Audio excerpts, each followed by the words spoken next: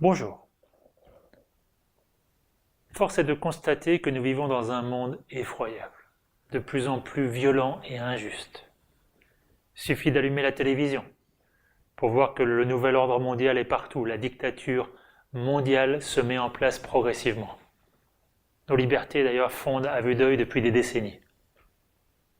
Alors qu'il s'agisse de la médecine avec les vaccins obligatoires, de tous les systèmes de surveillance, des banques qui contrôlent totalement l'accès à notre argent, dans tous les domaines.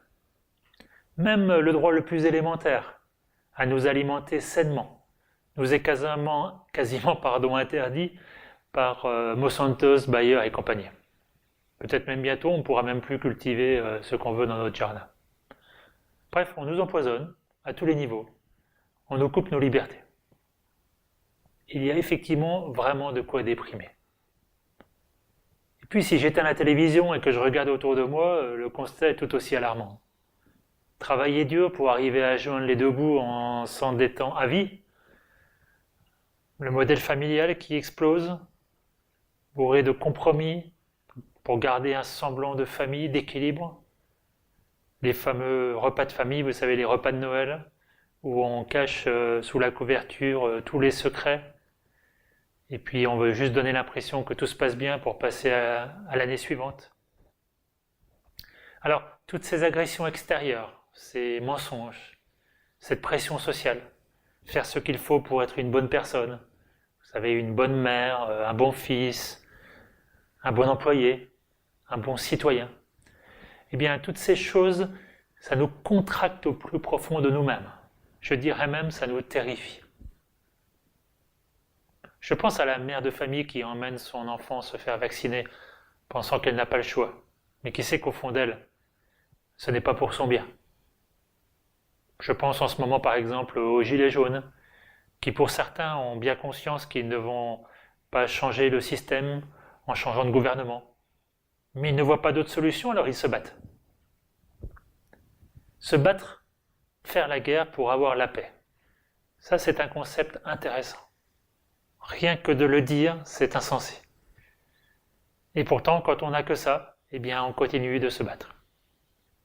Je pense à ces agricultures dont le bétail, par exemple, est tué par principe de précaution et qui se retrouvent obligés de vivre de fonds d'aide européenne, renforçant encore ce sentiment d'être assisté, de n'être plus rien, parfois. Puis je pense au bon curé dont les écarts pédophiles lui ont valu une promotion, une mutation dans une autre région pour continuer son petit manège tranquillement. Je pense à tous ces couples qui se déchirent avec les enfants cachés dans la chambre, les écouteurs sur les oreilles. Et puis simplement, je pense à tous ces débats, toutes ces discussions, où plutôt que de communiquer, de partager, on assainit sa vérité pour dominer l'autre, prendre son énergie. On vit tous ça, parfois dans notre vie quotidienne. Je pense donc à nous tous, je pense à moi. Je pense à toutes ces fois où la peur, la violence a pris le dessus dans nos vies. C'est plus facile de juger l'autre que de l'aimer finalement. Alors vite les antidépresseurs, vite regardons ailleurs. Quand je dis antidépresseurs, bien sûr, j'inclus non seulement les médicaments, mais tout ce qui nous sert de refuge pour rester endormis. Les drogues, le sexe, parfois le travail, même la spiritualité. Oui, vous savez, la pensée positive. Il faut mieux effectivement tourner la tête, penser positif, plutôt que regarder les choses en face telles qu'elles sont. Alors oui, nous avons construit ce monde d'esclaves. D'ailleurs, nous serons bientôt tatoués, pucés comme du bétail, ou améliorés à coups de prothèses bioniques ou d'intelligence artificielle.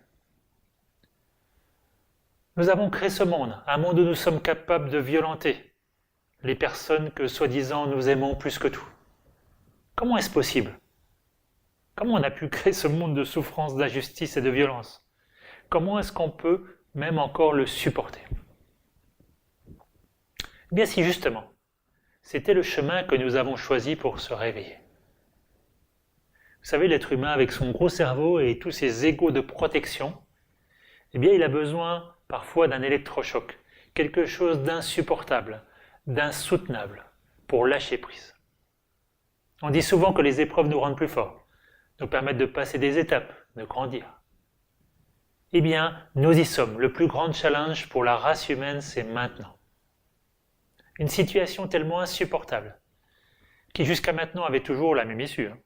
La souffrance, la maladie, la mort. Alors, avant de me gaver de médicaments ou d'une autre fausse solution, de tomber malade, ou pour certains opter pour quelque chose de plus radical, pourquoi ne pas tenter autre chose? Si je mettais fin à cette boucle infernale, des millénaires de violence, des tentatives de changer le monde extérieur, et si je décidais enfin de me changer moi-même? Oh, mais c'est quoi ça? J'ai pas trop envie. C'est trop compliqué. Qu'est-ce que ça va changer si je suis le seul à changer? Et oui, ça fait depuis l'histoire d'Adam et Ève qu'on reste sur nos positions, en espérant que ça change de l'extérieur. Au moins, on espère encore. Alors pourquoi ça marche pas? Par exemple, avec tout l'argent qu'on a mis dans la science, pourquoi on est encore malade? Avec tous mes cours de relaxation, de yoga du rire, pourquoi je souffre encore dans mon couple? Et moi, me changer, en quoi ça va changer le monde extérieur? Alors c'est vrai que nous avons clairement été éduqués, à tous les niveaux, pour penser ainsi. Pour penser que le monde extérieur est la seule réalité. Donc, si je veux changer quelque chose, je dois le changer dans ce monde extérieur, dans la matière. D'ailleurs, on peut se demander pourquoi tous les systèmes politiques, religieux, etc. se donnent tant de mal pour nous garder dans cette réalité. Et peut-être parce qu'ils ont peur qu'on découvre la vérité de qui nous sommes réellement. Alors je pose la question, et si j'étais Dieu? Oh, mais pour qui il se prend celui-là? Alors, parlons un peu de définition. On nous vend ce scénario, cette histoire de Dieu extérieur depuis des millénaires. Vous savez, le Tout-Puissant qui gère l'univers, tantôt gentil, tantôt méchant, qui nous récompense ou nous punit. Ce Dieu loin de nous, incompréhensible et inaccessible. Mais ça, c'est le Dieu du marketing, de la religion, des médias, le Dieu de l'illusion. Non, quand je parle de Dieu, je pense à la conscience universelle, à l'amour infini, au pouvoir créateur. On a tous déjà expérimenté, vous savez, cette force créatrice, le dépassement de nos limites, le goût de l'illimité. Ça me fait d'ailleurs penser à un proverbe que j'aime beaucoup. Je ne savais pas que c'était impossible, alors je l'ai fait. C'est de cela dont il s'agit, les barrières du monde de l'illusion. Car en réalité, tout est permis. On a tous déjà ressenti cet amour infini, inconditionnel, qui enveloppe, qui accueille, la grâce en somme. Eh bien oui, cette force créatrice, elle est en moi. C'est qui je suis réellement. Donc, consciemment ou inconsciemment, je crée. Mais comment je crée? Eh bien, je crée à mon image et à ma ressemblance. Un peu comme le peintre, qui peint avec ses outils, ses ressentis, ses peurs, ses croyances. Donc oui, je crée le monde à mon image, à l'image de mon niveau de conscience, c'est-à-dire de la perception que j'ai de moi-même. Et voilà pourquoi je me suis créé une vie d'esclave, de pauvre créature. Parce que je me prends pour un mouton, une pauvre victime. Donc, plus je monte en conscience, plus mes créations changent. D'ailleurs, on l'a tous déjà constaté. Parfois, on se heurte au même problème pendant des mois ou des années. Et puis, quand on évolue, quand on comprend ce qu'il y a derrière, on accepte notre expérience, eh bien, c'est fini. On est passé à autre chose. Et en général, ce problème ne va pas revenir. Ça ne fait plus partie de notre réalité. Alors, je vous donne quelques exemples par rapport à ce niveau de conscience, justement. Dans le domaine de la médecine, quand j'ai pris conscience qu'une maladie, c'était un conflit à l'intérieur de moi, qu'elle n'existait pas en tant que telle, et que le médecin, c'était le placebo extérieur pour me rassurer, pour mettre un pansement, plutôt que de regarder le véritable problème. Bien, dès que j'ai un petit bobo ou même quelque chose de plus grave, je ne peux plus courir chez le médecin, c'est fini. Alors bien sûr, Il y a une partie de moi qui a peur, une partie de moi qui va me dire attention, il peut se passer ça, il peut se passer ça. Ça, c'est nos égos de protection, bien sûr, dont on parlera dans une autre vidéo. Mais c'est fini, j'y crois plus. Et puis surtout, je sais que je suis ici, sur cette terre, dans cette incarnation, pour grandir, pour me réaliser moi-même. Et donc, j'ai mon expérience à vivre. Alors à quoi ça sert de mettre un pansement pour ne plus y penser, ne plus voir le problème? De toute façon, ça va se répéter à nouveau. Même chose par exemple dans la vie privée. Si une personne, ma compagne, mes enfants, mes parents, je ne sais pas, me ramènent toujours la même problématique, le même conflit, ça ne sert à rien de m'échapper ou de divorcer, de rencontrer quelqu'un d'autre et de recommencer, puisque de toute façon, le problème il est à l'intérieur de moi. Par contre, je peux décider d'accueillir, même de remercier la personne pour me montrer effectivement l'expérience que j'ai à vivre. Donc vous voyez, c'est une approche complètement différente. Ce niveau de conscience, c'est la conscience que tout vient de l'intérieur, que je crée à l'intérieur de moi, et donc je vois le résultat à l'extérieur, dans la matière. Et oui, donc quand j'ai intégré que j'étais à la fois le créateur et la créature, donc j'étais le metteur en scène de la pièce de théâtre, le peintre qui crée la peinture. Est-ce que je vais continuer à essayer de changer la matière? Est-ce que je vais continuer à essayer d'améliorer ma peinture? Alors que le problème, il est dans ma conscience. Donc il me semble plus intéressant, plus efficace de travailler sur ma conscience.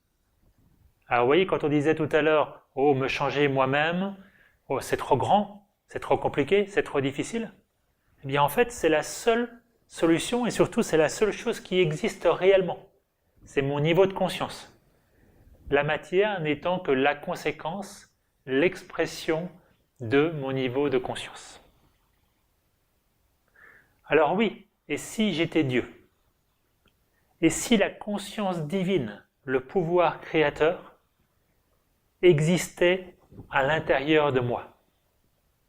Alors quand je dis existait, je ne parle pas d'être une petite étincelle divine. Ce que je pense, ce que je ressens, c'est que tout mon être est divin. À travers mon âme, je suis l'expression complète de la divinité. Donc, tout ce que je suis, c'est l'esprit créateur dans la matière. Alors pour revenir au sujet de cette vidéo, comment quitter ce monde de souffrance et comment nous changer nous-mêmes? Vous avez ici le grand portrait de l'évolution de la conscience humaine. Ce document ainsi que les autres ont été réalisés par une personne que j'ai rencontrée il y a quelques années au Québec, une dame qui s'appelle Guy, et cette dame a partagé avec moi son expérience. Et j'ai envie aussi de le faire aujourd'hui avec vous, car c'est tout simplement ce qui a changé ma vie, ce qui m'a permis de me rappeler qui j'étais. Et je crois que quand quelqu'un parle du pouvoir intérieur, du pouvoir créateur, de qui nous sommes réellement, eh bien je crois que si on est prêt, ça nous parle. Et puis bien sûr après, chacun vit ses propres expériences. Alors dans ce grand portrait, on retrouve en fait ici le chemin de souffrance dont nous parlons depuis le départ, un chemin qu'on connaît tous très bien, c'est-à-dire que soit j'accepte le système comme il est, je ferme les yeux et j'espère que demain ça ira mieux, c'est ce qu'on appelle le mouton blanc, ou au contraire, je me rebelle contre le système, j'ai compris que le système n'était pas bon pour moi, par exemple la politique, la médecine, etc. Et donc, j'essaye de changer le système. On voit bien que tout ça, ça ne marche pas. Vouloir la paix en faisant la guerre, c'est pas possible. Et donc, qu'est-ce qui se passe? Eh bien, je continue à souffrir et finalement à mourir. Alors, oui, il y a une autre direction. Cette direction, c'est donc la direction intérieure. Donc, plutôt que de me focaliser sur l'extérieur, j'ai compris que tout se passait à l'intérieur, que tout commençait à l'intérieur de moi. Bien, pour faire ça, je dois prendre une décision. La décision de changer de direction. Vous savez, dans la vie, quand on ne prend pas de décision clairement, il ne se passe rien. Cette décision, c'est une décision de transformation. Donc, plutôt que d'obéir aux autorités extérieures, eh bien, je vais obéir à qui je suis réellement. Donc, à mon âme. Et ainsi commence le chemin que cette dame Guy appelle le chemin de Personocratia. Alors, pourquoi Personocratia? Eh bien, justement, contrairement à la démocratie, à Démocratia, eh bien, le pouvoir de gouverner est dans la personne et non pas dans le peuple. Le peuple, ça n'existe pas. Seul existe l'individu, comme existe d'ailleurs l'animal, la pierre, etc. Le peuple, c'est un système. C'est comme un pays. Ça ne peut pas avoir le pouvoir. Le pouvoir, il est à l'intérieur de ce qui est divin. Donc, dans mon âme. Donc, quand je prends ce chemin, je décide de donner la gouvernance de ma vie à mon âme. Donc c'est un changement complet dans ma vie quotidienne. Donc plutôt que de prendre des décisions basées sur la peur, je vais prendre des décisions, comme on dit, en mon âme et conscience. Je donne un exemple. Eh bien, si je sens au fond de moi que c'est impossible que je fasse vacciner mon enfant parce que je sais ce qu'il y a derrière, eh bien, quoi qu'il se passe, même si j'ai peur parce que peut-être il ne pourra plus aller à l'école, parce que je vais avoir des problèmes avec les organismes sociaux, je ne sais pas. C'est tellement fort à l'intérieur de moi que je ne pourrai pas le faire vacciner. Alors, est-ce que ça veut dire que je vais faire n'importe quoi? Non. Je vais me renseigner, je vais trouver d'autres solutions, je vais discuter avec des personnes peut-être qui sont dans la même situation. Mais en tout cas, je ne pourrai plus aller dans cette direction qui est uniquement la direction de la peur. Donc, c'est pas facile, c'est un chemin qui est vraiment pas facile, qui demande beaucoup de détermination. Mais finalement, qu'est-ce que j'ai à perdre? Si je reste sur le chemin du mouton, le chemin de la mort, je sais que ça va être de plus en plus atroce et surtout, sans aucun plaisir. Parce que ici, j'ai plus de pouvoir. Ah oui, j'ai délégué mon pouvoir à toutes les autorités extérieures. Donc, je souffre, je mens, je ravale ma fierté, je mets de côté mes projets et mes besoins de créativité au profit de mon travail, gagner de l'argent, nourrir ma famille, etc. Qu'est-ce que j'ai à perdre? De commencer une nouvelle vie, une nouvelle direction. Ça fait des millénaires qu'on attend ce moment-là. Alors, je termine cette vidéo sur cette question et on pourra en parler en détail la prochaine fois. Je vous remercie et à bientôt.